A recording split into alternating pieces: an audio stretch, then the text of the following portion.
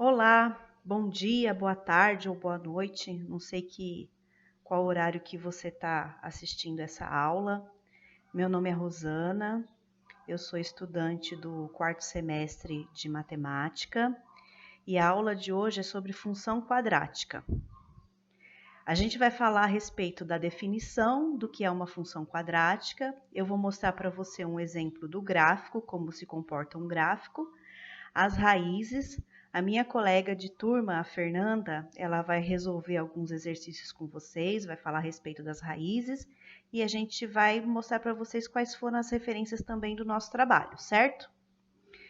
A definição de função quadrática, né? A gente pode chamar ela de função quadrática ou de função polinomial do segundo grau.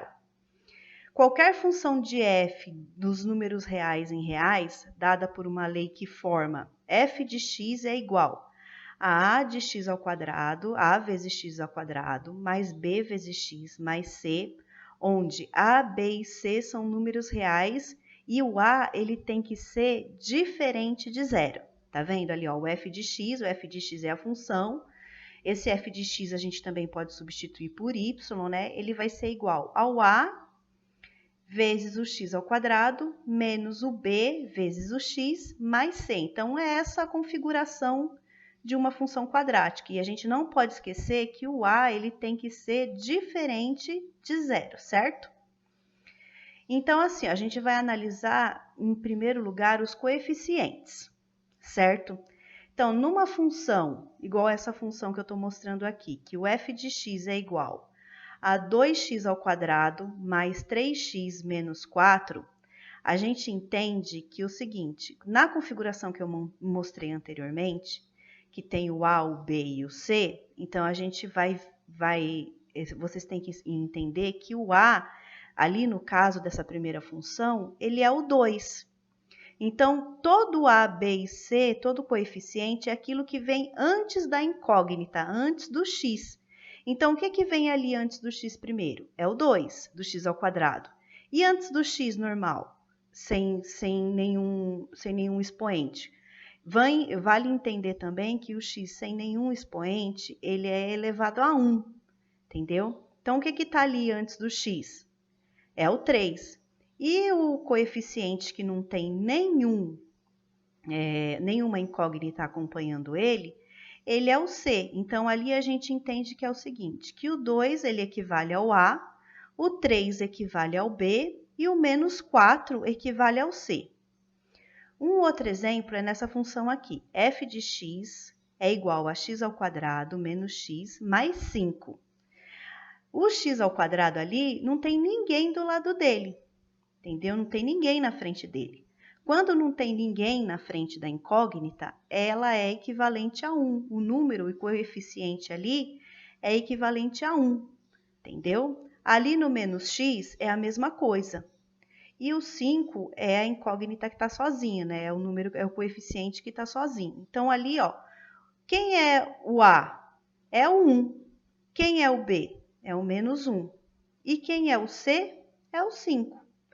Um outro exemplo que a gente tem ali é o seguinte, o 3x ao quadrado menos o 6. Aí você vai me perguntar, cadê o x? Então, quem é o x? Quando não tem nenhuma incógnita, então falta algum desses coeficientes, né, ainda falta, ele é equivalente a zero. Então, ali no caso, o A é equivalente ao 3, o B, que não tem ninguém ali, ó, você tá vendo que não tem o x? Então, é o 0 e o menos 6 é equivalente ao C, a letra C, entenderam? Aqui, ó, eu vou mostrar para vocês o gráfico. O gráfico é o gráfico cartesiano.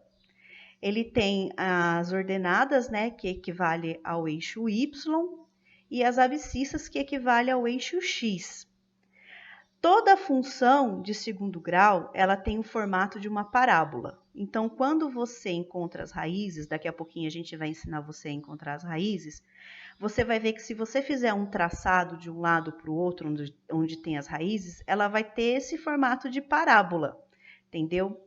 A parábola, ela pode ter uma concavidade, quer dizer, se ela é para cima ou se ela é para baixo, tanto para cima quanto para baixo. Quando ela é para cima? Se o A for maior do que zero, aí a concavidade ela é para cima. O formato dessa parábola vai ser como se ela fosse uma bacia virada para cima, virada do lado certo. Se o A é menor do que zero, a concavidade é para baixo. Entenderam? Outra coisa que eu quero explicar para vocês em relação ao gráfico é o seguinte. O delta é... A Fernanda daqui a pouquinho vai ensinar vocês a calcular esse delta. Então, quando o delta possui duas raízes distintas, quer dizer, duas raízes diferentes uma da outra, daqui a pouquinho a Fernanda também vai resolver um exercício e vai mostrar para vocês como que faz para encontrar essas raízes, né? Então, quando o delta ele é maior do que zero, a função possui duas raízes distintas. Então, vai ter o x1, que vai ser diferente do x2. Quando o delta é igual, a função vai possuir duas raízes reais e iguais. Então, quer dizer que o x vai ser igual ao x2. Então, vai ser o mesmo número, vai ter o mesmo valor. E se o delta for menor do que zero, a função não vai possuir raízes. Tá vendo aí no exemplo do gráfico? Então, ali na primeira opção, quando o delta é maior do que zero, você vê que tem ali no eixo x o valor do x1 e o valor do x2. Quando o delta é igual, você está vendo que tem só um pontinho ali, porque o x1 é igual ao x2. E quando o delta é menor do que o zero, tá vendo que a parábola, né, o traçado da parábola, o contorno da parábola, ele não vai encostar no eixo x. Então, quando ele não encosta no eixo x, significa que ela não tem raízes. Entenderam? Agora eu vou passar para a Fernanda e a Fernanda vai explicar a respeito das raízes, de como se encontra, né, o valor desse delta, né? E ela vai dar um exemplo de um exercício para vocês, tá bom? Obrigada pela atenção, um abraço a todos. Olá pessoal, boa noite, o meu nome é Fernanda.